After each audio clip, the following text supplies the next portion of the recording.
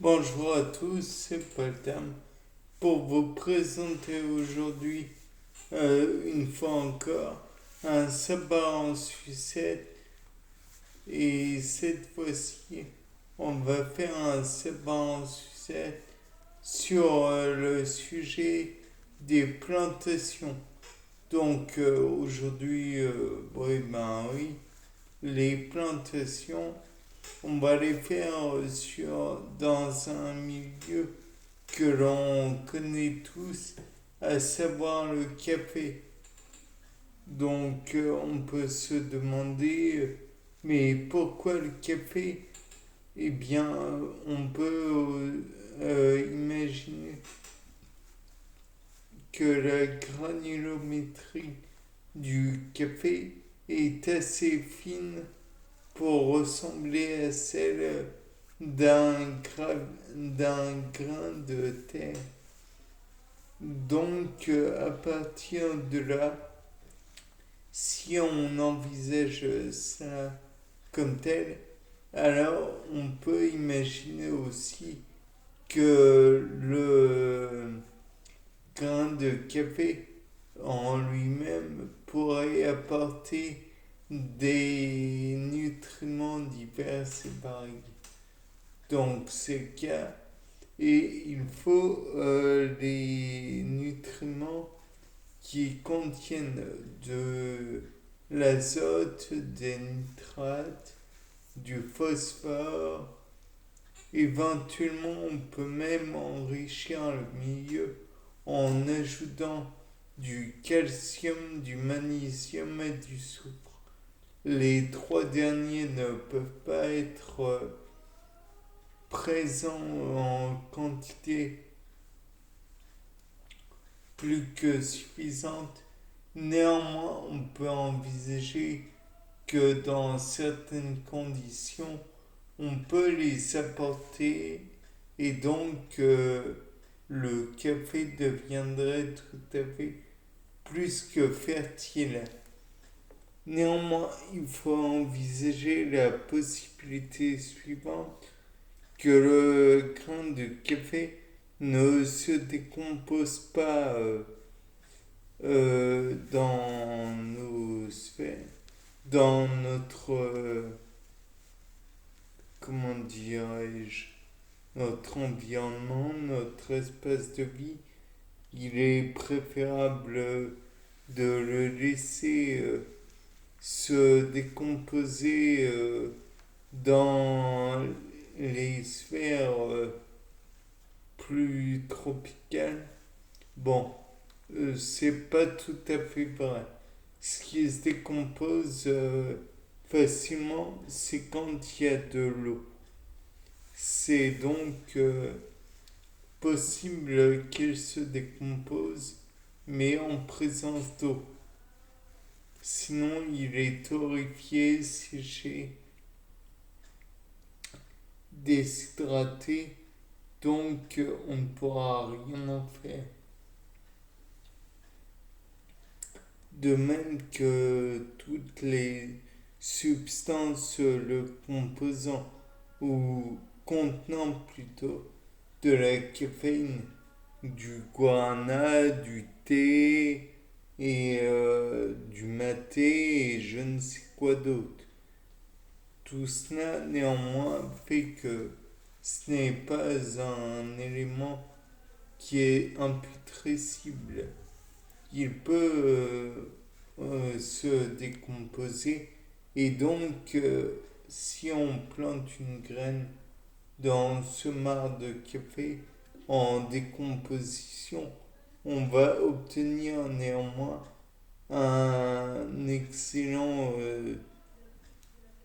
une plante tout à fait normale. Néanmoins, on peut envisager aussi le problème qu'il manque des nutriments dans le sol artificiel fait à partir de marc de café.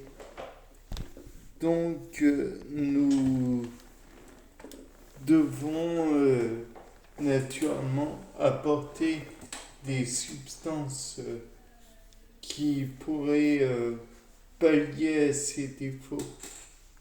Le café en lui-même pourrait éventuellement apporter aussi des, des produits que l'on a utilisés pour empêcher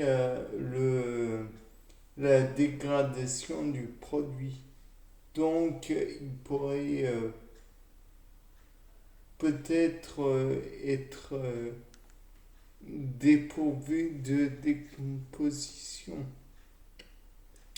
Et donc, à terme, il aurait plus de problèmes pour produire ce qui est nécessaire à la graine que l'on plante dedans. Mais on peut aussi envisager d'autres problèmes. Certes, le café sera nuisible pour certains animaux. J'imagine qu'il peut être nuisible pour un escargot et une limace, puisqu'ils sont constitués de beaucoup de muscles et que la caféine va sursolliciter ces muscles. Néanmoins, le fait est qu'il n'y aura peut-être pas assez de magnésium et le magnésium, comme vous le savez, est le constituant principal de la chlorophylle. Donc, ne pourra pas tout à fait répondre aux besoins de la graine à venir. Certes, on peut envisager aussi de croiser les différents apports que l'on fait. Par exemple, apporter du maté et du café. Comme ça, il y aura dans le substitut de la chlorophylle, du magnésium donc en quantité plus qu'importante.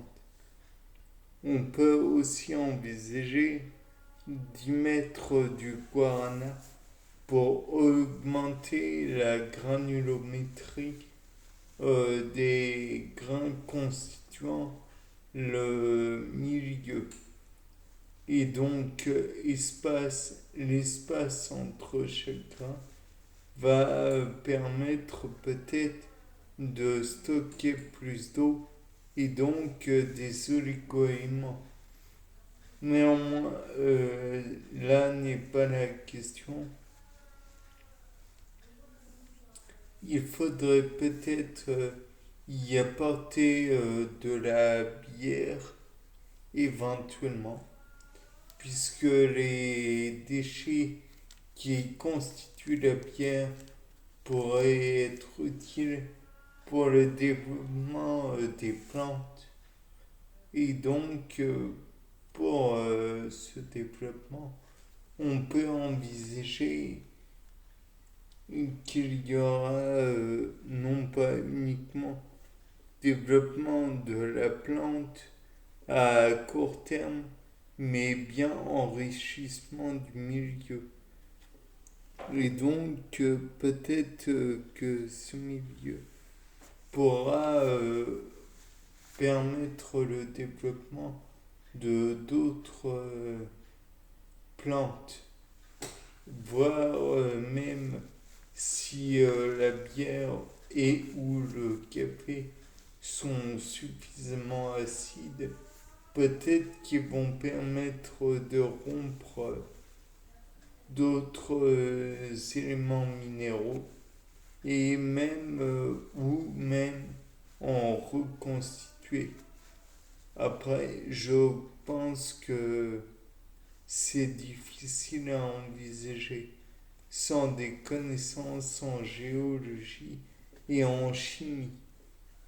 Bien, c'était pas le dame. Au revoir pour ce nouveau sapin en sucette.